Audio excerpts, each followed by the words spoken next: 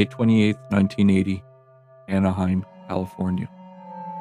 Dorothy Scott was 32 years old, a single mother, a quiet, devoted woman who rarely dated and spent most of her free time with her young son. For months, she had been receiving phone calls at work from a man she never met. At first, he claimed to be in love with her. Then the calls turned threatening. He knew details about her day that he had no way of knowing. What she had worn that morning, who she had spoken to, where she had been. Dorothy began to suspect she was being watched, not just called, but the caller was never identified or traced. One day, the man told her to check her car. On the windshield, she found a single dead rose. She considered buying a handgun for protection, but worried about her young son finding it. Instead, she started taking karate lessons, just in case. That night, Dorothy drove a coworker to the hospital after a spider bite. She went to bring her car around to the entrance so he wouldn't have to walk too far. It never arrived. Her car was later found burned in an alley miles away. No sign of Dorothy. About a week later, her parents received a phone call. A man asked if they were related to Dorothy. When her mother said yes, he said, "I have her," and hung up. Those calls continued almost every week for 4 years. In 1984, construction workers found her remains along a canyon road in Anaheim. The remains were skeletal. Nearby, her mother recognized a ring and a watch that had stopped at the exact time she vanished. The calls started again after her body was found. To this day, no one has ever been identified. Summer of 1985, Pierce in Lewis County, Washington. Stephen Harkins and his girlfriend, Ruth Cooper, left Tacoma for a weekend camping trip at a remote lake. When the couple didn't return to work the following Monday, their families reported them missing. Harkins was found first, days later, near a remote campsite. He was still in his sleeping bag, shot in his sleep. He never had a chance to react. Their dog had also been killed, suggesting whoever approached the camp wanted no alarms raised and no witnesses left behind. Cooper's remains weren't found until more than 2 months later in a different location nearby, suggesting she may have been moved or had survived long enough to be taken elsewhere before she was killed. A tube sock had been tied around her neck. Just months after that, a different couple disappeared on a trip into the same general wooded area. Mike Reimer, his girlfriend Diana Robertson, and their 2-year-old daughter who had come along for the trip. The little girl was found alone outside a Kmart 30 miles away in the middle of winter. She was barely old enough to speak.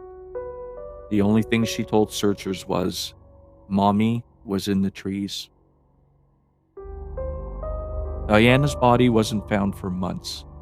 She had been stabbed 17 times. The nature of the attack suggested prolonged violence, a degree of brutality that went well beyond what would have been necessary. A tube sock, identical in detail to the one found on Ruth Cooper, was tied around her neck. The connection between the two cases was undeniable. Mike was never found alive. Only his truck, abandoned nearby, with a strange handwritten note left on the dashboard. Investigators considered Mike a suspect, given a documented history of violence toward Diana. But in 2011, a hiker stumbled on a partial skull deep in the same woods. It was identified as his. No one has ever determined how he died. No one has ever been charged in connection with any of the 4 deaths.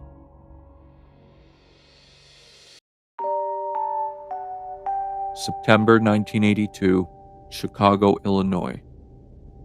12-year-old Mary Kellerman woke up with what seemed like an ordinary sore throat.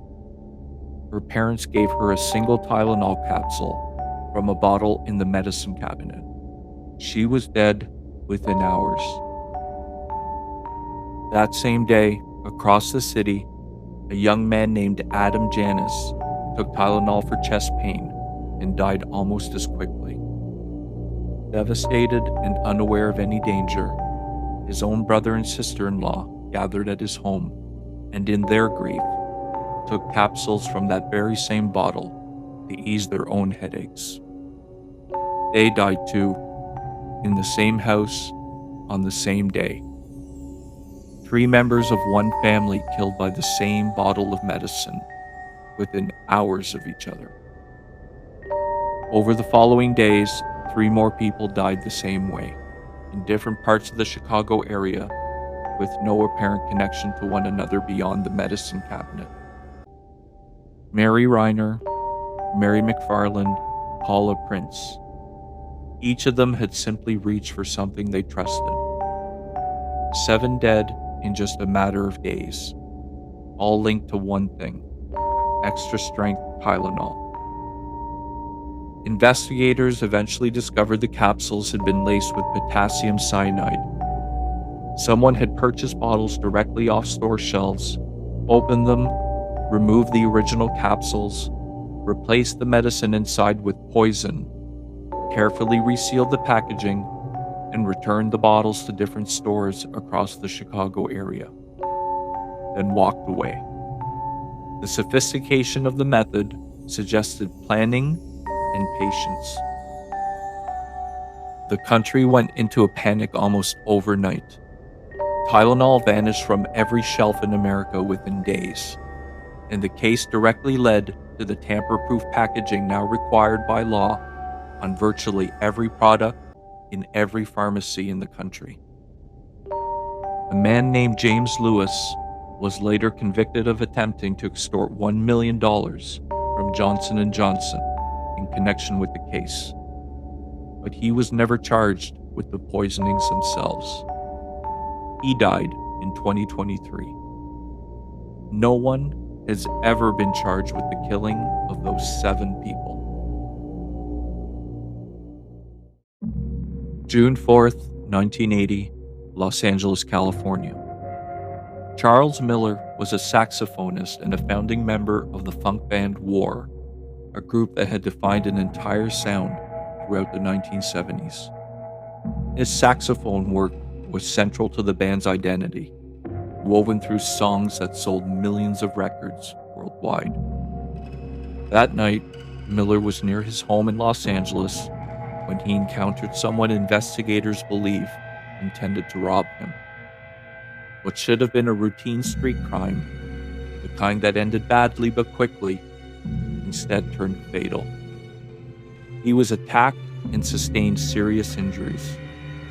The precise circumstances of the attack, whether there was an altercation, whether he resisted, whether there was more than one person involved, were never fully established by investigators. He died a short time later from those injuries. Despite the investigation that followed, no suspects were ever formally identified. No arrests were made. The case received only modest attention outside of Los Angeles at the time. A strange footnote for a musician whose work was already heard on radios across the country. A founding member of one of the most influential bands of the decade. A death that, more than 4 decades later, has never been explained. This killer has never been found.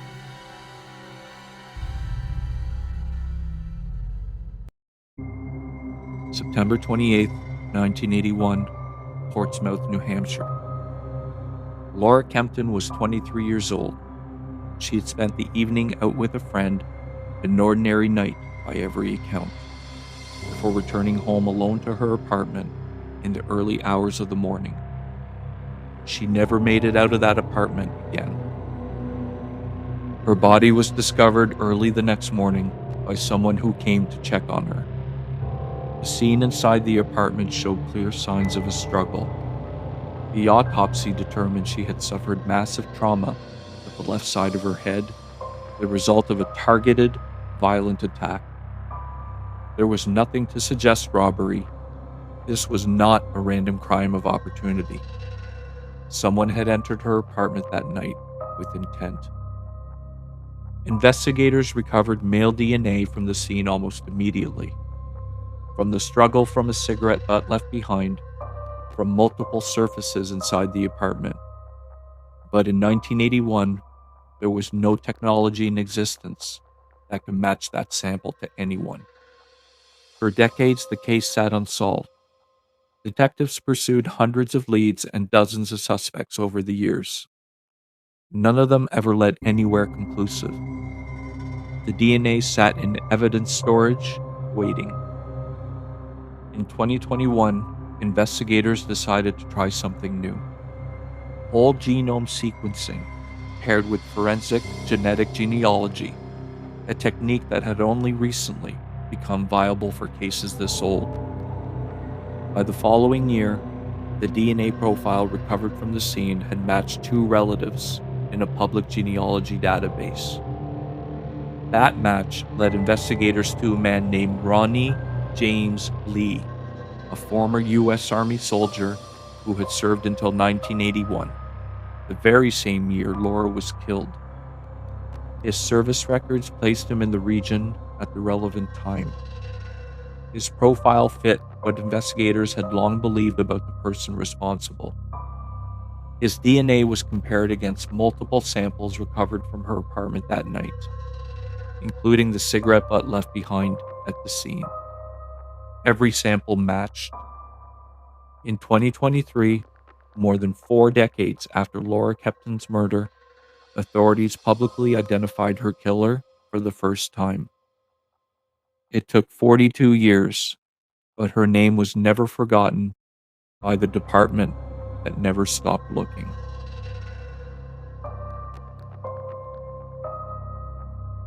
Everyone, thanks for watching. If you enjoy these videos, please like and subscribe. It really helps. Till next time.